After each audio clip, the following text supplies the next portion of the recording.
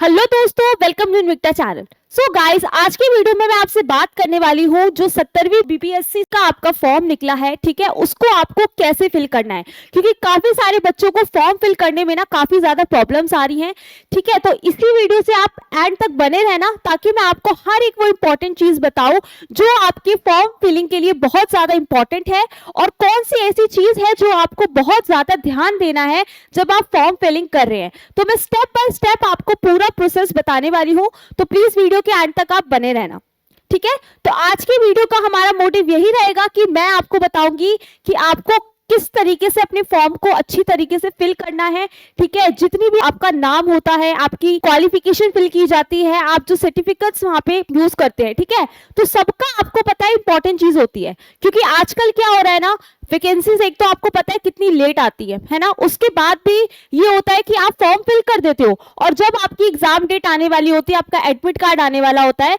तो वहां पे आपको पता चल जाता है कि आपका जो फॉर्म है वो क्या हो गया है, रिजेक्ट हो गया है। और वो रिजेक्ट क्यों होता है? क्योंकि आप अपने फॉर्म को ढंग से फिल नहीं कर पाते हैं, ठीक है। क्योंकि आपको प्रॉपर नॉलेज नहीं होती है कि हमें किस तरीके से अपने फॉर्म को जो क्या करना है, अच्छे से फिल करना है। तो इसीलिए मैं आपको आज इस वीडियो पे स्टेप बाय स्टेप बताऊंगी पूरा प्रोसेस। तो सबसे पहले हम देख लेते हैं कि important dates for BPSC form 2024, यानी कि आपको पता है कि इसका जो नोटिफिकेशन था वो जनवरी 2024 में ही रिलीज हो गया था। और जो आपके यहाँ पे फॉर्म फिल करने की जो डेट है, स्टार्ट और एंड डेट जो है सबमिशन की, तो आपको पता है 18 अक्टूबर से आप इसके फॉर्म को फिल कर सकते हो और 4 नवंबर जो है वो लास्ट डेट है, ठीक है। ये चीज आप ध्यान रखना कि 18 से अक्टूबर से लेके 4 नवंबर तक आप क्या कर सकते हो, इस फॉर्म को फिल कर सकते हो, ठीक है। तो अभी भी जिन बच्चों ने फिल नहीं किया है फॉर्म को, तो जल्दी से आप अच्छे से पहले पूरा प्रोसेस देखो कि कैसे आपको फॉर्म को फिल करना है और फिर आप अपना फॉर्म को फिल करो। और आपको मैं बता दूं कि बीपीएससी की तरफ से आपको प्रीलिम्स एग्जाम की जो डेट है वो भी अनाउंस कर दी गई है। वो क्या है, आपकी 17 नवंबर को आपका क्या होने वाला है, एग्जाम होने वाला है। अब आपको पता है कि फेस्टिवल्स आ रहे हैं, तो आपकी तैयारी करने में क्या होगा, फेस्टिवल्स होते हैं ना, तो हम अपनी पढ़ाई को, स्टडी को टाइम कम दे पाते हैं। तो इस चीज का आपको बहुत ध्यान रखना है। आपका टारगेट होना चाहिए सिर्फ कि 17 नवंबर को हमारा एग्जाम है। और जो इसके बाद जिन भी बच्चों का सिलेक्शन हो जाएगा, ठीक है, जिन भी कैंडिडेट्स का, उसके बाद आपकी जो मेंस की डेट बताई जा रही है वो बताई जा रही है फरवरी में आपका जो मेंस का एग्जाम है वो कंडक्ट कराया जाएगा। आगे की बात करें तो स्टेप फॉर फिलिंग, अब यहाँ पे आपको देखना है कि सबसे पहले आपको फॉर्म फिल करने के लिए सबसे पहले क्या करना होता है, आपको ऑफिशियल वेबसाइट पे जाना पड़ता है।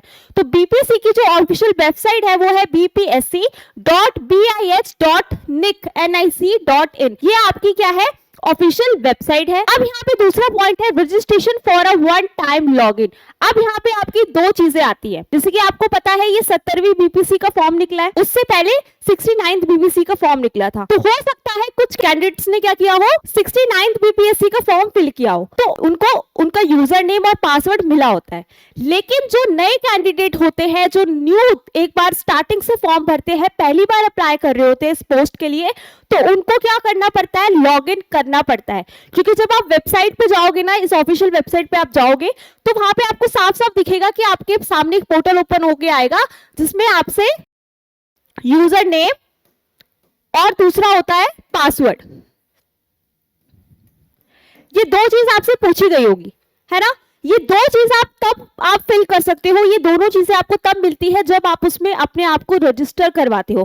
तो जो फर्स्ट टाइम इस फॉर्म को भर रहे हैं, तो उनका सबसे पहला काम क्या होगा कि वो रजिस्ट्रेशन करेंगे, तब उनको एक यूजर नेम और उनको पासवर्ड मिलेगा, ठीक है। और जो कैंडिडेटों ने पहले ही अप्लाई कर चुका है, इससे पहले भी अप्लाई कर चुके हैं, वो उनको ऑलरेडी उनका पता होगा कि यूजर नेम और पासवर्ड क्या है। तो ये एक इंपॉर्टेंट चीज है जो नए कैंडिडेट है उनके लिए और जो पुराने कैंडिडेट है उनके लिए भी, ठीक है। तो ये दोनों चीजों में आप ध्यान रखना। उसके बाद दूसरी बात करूं, fill the personal and education detail. उसके बाद आपका फॉर्म में आता है पर्सनल और एजुकेशन डिटेल। इसको आपको बहुत ध्यान से भरना है, ठीक है। ये बिल्कुल भी गलत नहीं होना चाहिए। अगर मैं पर्सनल डिटेल की बात करूं ना, तो क्या होता है, बच्चे अपनी नाम की स्पेलिंग गलत डाल देते हैं, तो वो वेरीफाई नहीं हो पाता आपके डॉक्यूमेंट्स में जो नाम लिखा होता है ना। ये भी रीजन होता है कि आपका फॉर्म जो है वो सेलेक्ट नहीं होता है, रिजेक्ट हो जाता है।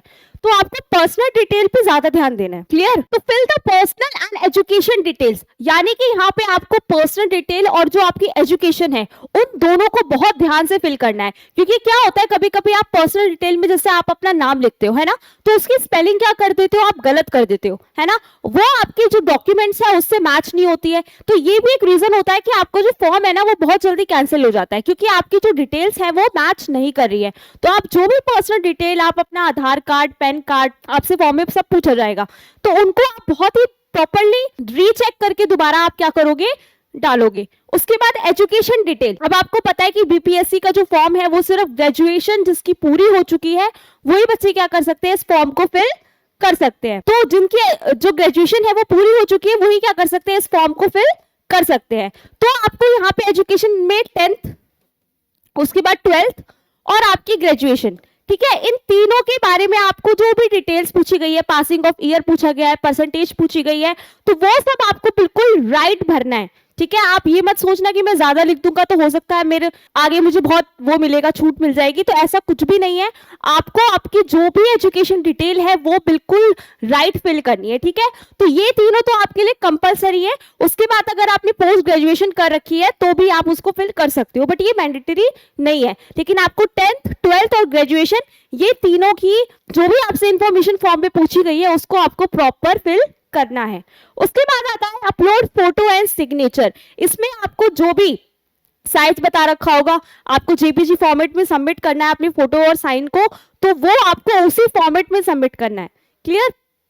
पे the applicant fee and submit the form. उसके बाद क्या करना है, आपको पेमेंट करनी है और अपने फॉर्म को क्या कर देना है, सबमिट कर देना है। तो ये वो कुछ स्टेप्स है इंपॉर्टेंट जो आपको फॉर्म फिल करते टाइम बहुत ध्यान देना है। अपनी पर्सनल डिटेल्स, एजुकेशन डिटेल, अपनी फोटो, अपना सिग्नेचर, ठीक है, उसके बाद फी पेमेंट जब तक सक्सेस नहीं हो जाती, तो इन सब पॉइंट्स का आपको बहुत ज्यादा ध्यान देना है जब आप फॉर्म को फिल कर रहे हो। उसके बाद मैं आपको बता दूं कि यहाँ पे आपको मिल रहा है, दिवाली आ रही है जैसे कि आप सभी को पता है, तो दिवाली पे हम लोग आपको दे रहे हैं बीपीएससी मॉक टेस्ट। ठीक है, अनलिमिटेड एआई मॉक टेस्ट है ये। ठीक है, आपको 50% डिस्काउंट पे मिल रहा है। और अगर आपको एक्स्ट्रा डिस्काउंट भी चाहिए ना बच्चों, तो यहाँ पे आप दिवाली 20 का कूपन यूज कर सकते हो और आप पा सकते हो 20% एक्स्ट्रा डिस्काउंट। तो देर मत करो, जल्दी से जाओ विक्टर प्लस आपको डाउनलोड करो, ठीक है, और इतने बड़े ऑफर का लाभ उठाओ। चलिए, तो आगे मैं बात करूं कॉमन मिस्टेक टू अवॉइड। ठीक है, बहुत कॉमन मिस्टेक्स होती है जो लोग अधिकतर करते हैं। जैसे कि मैंने आपको पहले भी बताया था कि miss spelling the personal details, यानी कि स्पेलिंग्स अपनी जो नाम की होती है या अपनी पेरेंट्स की होती है, या कभी कभी एड्रेस लिखने में हम क्या कर देते हैं, गलती कर देते हैं, तो उसका आपको बहुत ध्यान रखना है। हर डिटेल को फॉर्म में बहुत ही सावधानी से आपको लिखने हैं। इनकरेक्ट एजुकेशन इंफॉर्मेशन, ठीक है, कोई भी अपनी एजुकेशन इंफॉर्मेशन गलत नहीं देनी है। जिस ईयर में आपने 10th पास करी है वही लिखना है, जो परसेंटेज आपकी आई है वही लिखना है। ठीक है, uploading wrong photo and signature size, size का बहुत ध्यान देना है यहाँ पे आपको। ठीक है, जितना केबी में आपको बोला गया है उतने केबी में ही आपको क्या करनी है, अपनी फोटो और सिग्नेचर को अपलोड करना है। Waiting until the last moment to submit the form, और जब तक आपका पूरा फॉर्म क्या नहीं हो जाता, सबमिट नहीं हो जाता, आपको एग्जिट नहीं करना है वहां से। ठीक है, पूरा प्रोसेस जब तक कंप्लीट हो जाए, जब आप वहां से क्या करो, अपने फॉर्म को सबमिट करके आप जा सकते हो।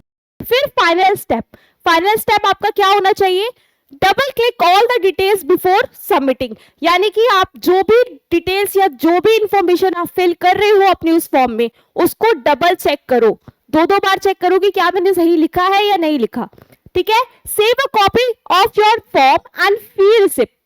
आपको पता है फॉर्म जब पूरा फिल हो जाता है तो आप उस फॉर्म की क्या कर लो, एक कॉपी निकाल लो, या ठीक है, आपको वहां पे ऑप्शन मिल जाता है कि आप उसको पीडीएफ में क्या कर लो, डाउनलोड कर लो, तो उसको भी डाउनलोड करके रखो। और साथ साथ जो आपने फी जमा की है, ठीक है, सबमिट करी है, उसकी भी रिसिप्ट को या उसकी जो ट्रांजेक्शन होती है उसका स्क्रीनशॉट लेके रख लो, या आप डाउनलोड अगर कर सकते हो तो उसको डाउनलोड भी करके रख लो। Stay updated with official announcements on the BPSC website, और हमेशा जो भी आपने फॉर्म भरा है, ठीक है, तो उस जैसे कि आपने 70वीं बीपीएससी का फॉर्म फिल किया है, तो उससे रिलेटेड आपको पता है अपडेट्स आती रहती है, तो उस पे आपको अपडेट रहना है हमेशा। और बाकी आप हमारे चैनल के साथ जुड़ोगे तो आपको हर लेटेस्ट अपडेट तो मिलेगी मिलेगी। तो ऐसे ही लेटेस्ट अपडेट के लिए आप हमारे साथ बने रहो, ठीक है। और जैसे कि दिवाली आ रही है, आप सभी को पता है, तो wish you a very happy Diwali and thank you.